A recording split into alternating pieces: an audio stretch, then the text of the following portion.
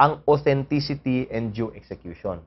Authenticity, buti pasabot na mao ni ang tinuod na certificate of canvas. Dili ni peke.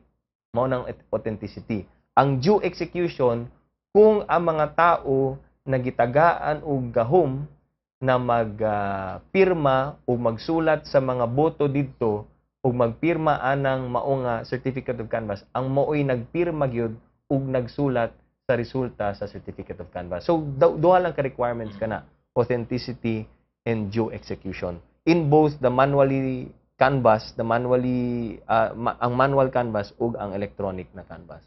Pananglitan, Congressman Carlo Nograles, adunay mo tumaw ba nga panaglahi nga resulta gikan sa naprinta nga certificate of canvas o ngadto sa nakasaad sa PCOS machine, posible ba nga malangan o maundang ang ihap nga ginabuhat karon sa Kongreso? Yes, according to the rules of the Joint Committee, ang proseso ni ana mao kini. Kung dili magtugma ug maghawom ang electronic na number na makita nato dito sa computer, pila ka boto, ug dito sa kining COC na physical na COC, kana siya ipadaplin usa, no? O pananglitan, nag-canvas kita sa probinsya sa ibutang na lang nato, unsa may probinsya, ibutang nato Davao del probinsya Sur. sa Davao del Sur. Pag canvas anang probinsya sa Davao del Sur, unya nakita nato kaya atong lang gina-canvas is president and vice president, no?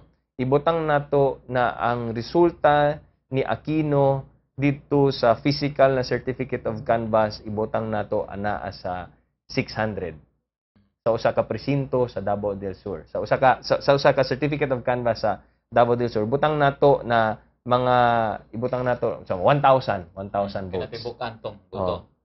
1,000 votes.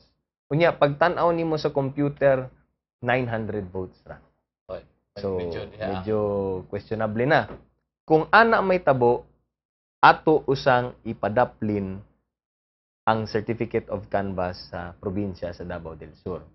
Unya, abri na Padayon. punta. Padayon lang gyapon ta para dili malangan. Laing probinsya na pod, diretso na punta sa Davao del Norte.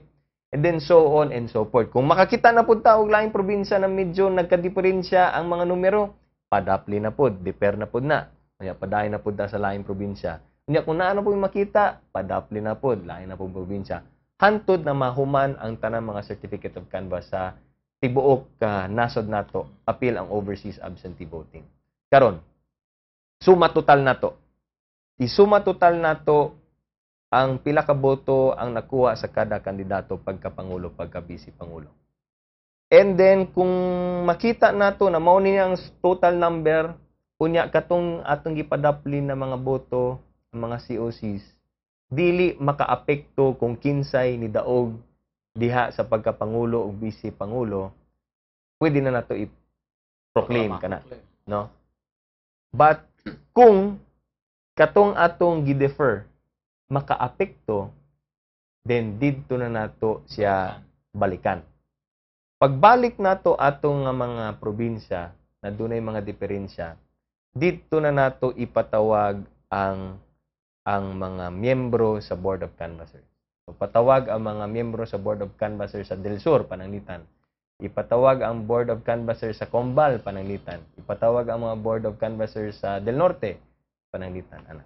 Unya atong ipa-explain. Nganong nagkadiferensya kining inyong gisubmit sa amo nga physical na certificate of canvas ug ang nakita nato diha sa computer na kamo lamang gihapon ang nag-transmit niya. Kung dili sila maka-explain, pwede nato ipakuha ang katong mga flashcard. Pwede nato ipakuha ang mga election return. Then didto na natong imbestigahon kung nganong nagkadiferensya man kining COC na written ug ang COC na makita nimo sa computer.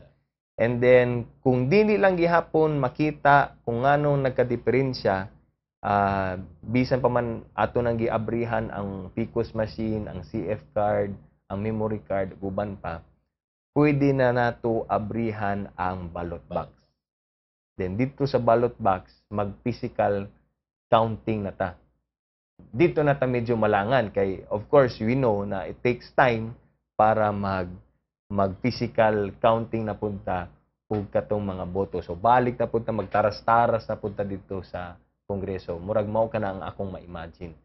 So mura ta nag-ihap na pud og balik og mga boto, pero dili tanang mga posisyon, only for President and Vice President. Okay. So Congressman Carlo, doon na gyud ay posibilidad nga ang kasamtangang pag-ihap karon sa Kongreso musangko sa manumanong pagkwenta sa mga baluta, pananglitan doon na gyud mo gawas nga panaglahing resulta sa COC nga giihap karon sa Kongreso isip National Board of Canvassers. Yes, because that is provided in the rules. And why is it provided in the rules? Kay para mahibaw-an gyud nato kung kinsay ni daog, no? For President, it seems na murag runaway victory naman yun sa overseas absentee voting palang daan. Nakita nato 131 na ang COCs nagiabrihan sa overseas absentee voting. Then ang boto na nakuha ni Aquino is 61,000. Ang number 2 si Gubo Chodoro na 16,000.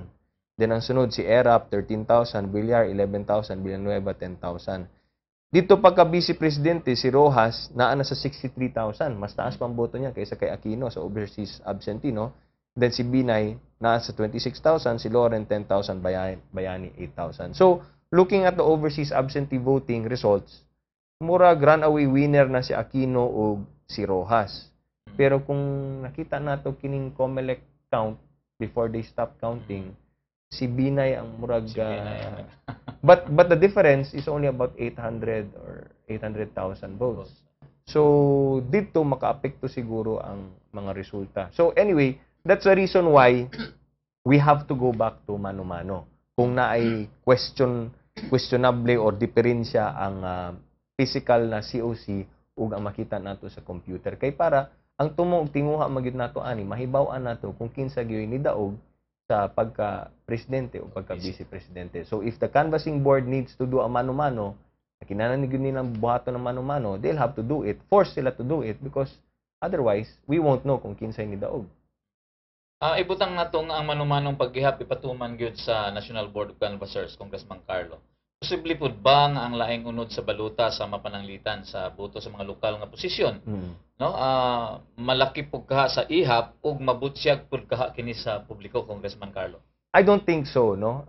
Because as I said, ang iphon lamang gyud nato ang sa president. No, president and vice president.